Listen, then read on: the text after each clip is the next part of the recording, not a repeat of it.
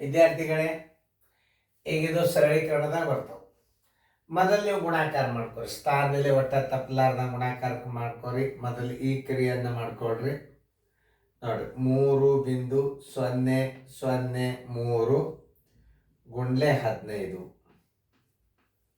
ನೋಡಿ, ಇದನ್ನ 15 ಮೂರ್ಲೆ 45.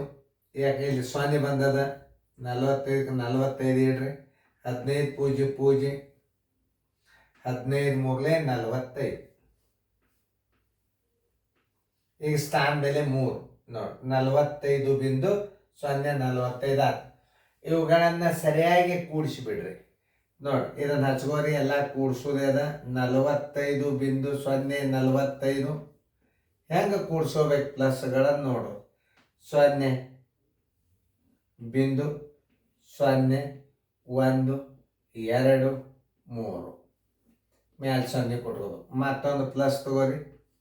ಈ ಪ್ಲಸ್ ಇದು ಗುಣಾಕಾರ ಮಾಡಿದ್ದೀನಿ. ಪ್ಲಸ್ಗಳು ಈ ಕಡೆ ಇಟ್ಕೋರಿ. 5.0 0 25 75. ಎರಡು ಸ್ಥಾನಗಳನ್ನು ಕರೆಕ್ಟಾಗಿ ಕೊಡ್ರಿ. ಈಗೆಲ್ಲ ಪ್ಲಸ್ಗಳು ಮಾಡಿ.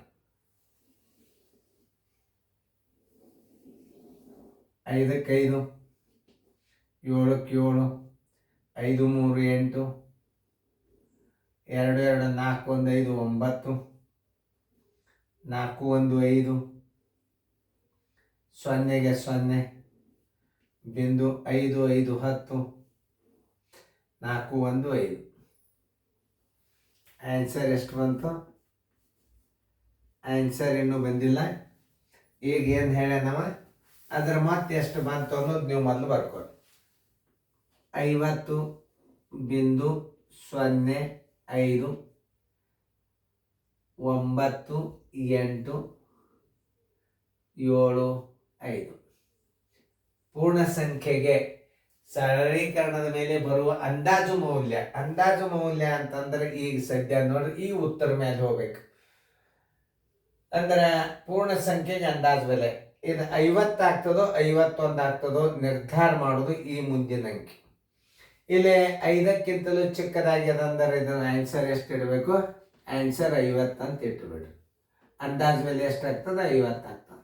ಯಾಕೆ ಆಗ್ತದೆ ಅಂತಂದ್ರೆ 51 ಅಂತೂ ಆಗುದೇ ಇಲ್ಲ. ಅದು ಅಂದಾಜದ ಬೆಲೆ ಅಂತಂದ್ರೆ 50 ಆಗ್ತದೆ. ಯಾಕಂದ್ರೆ ಅದು 50 ಮಾಡ್ಲಿಕ್ಕೆ ಬರುದಿಲ್ಲ. ಯಾಕೆ ಬರುದಿಲ್ಲ? ಮುಂದಿನ ಸಂಖ್ಯೆ ಏನು ಬಂದದ? 0 ಬಂದದ. ಆ 0 ಬಂದಿತ್ತು ಅಂತಂದ್ರೆ ನಾವು ಎಷ್ಟು ಮಾಡ್ಬೋದು? 50 ಮಾಡ್ಬೇಕಾಗ್ತದ. ತಿಳಿತಲ್ಲ?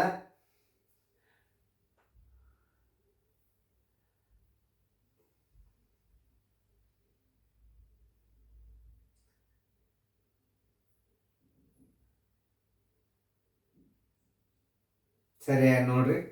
ಇನ್ನೊಂದ್ಸಲ ಲಕ್ಷ ಕೊಟ್ಟು ನೋಡ್ರಿ ಹೆಂಗೆ ಮಾಡ್ಬೇಕು ಅನ್ನೋದು. ಅಂದಾಜು ಬೆಲೆ ಎಷ್ಟಾಯ್ತು? ಉತ್ತರ 50 ಆಯ್ತು. ಉತ್ತರ ಸಂಖ್ಯೆ ಸಿ.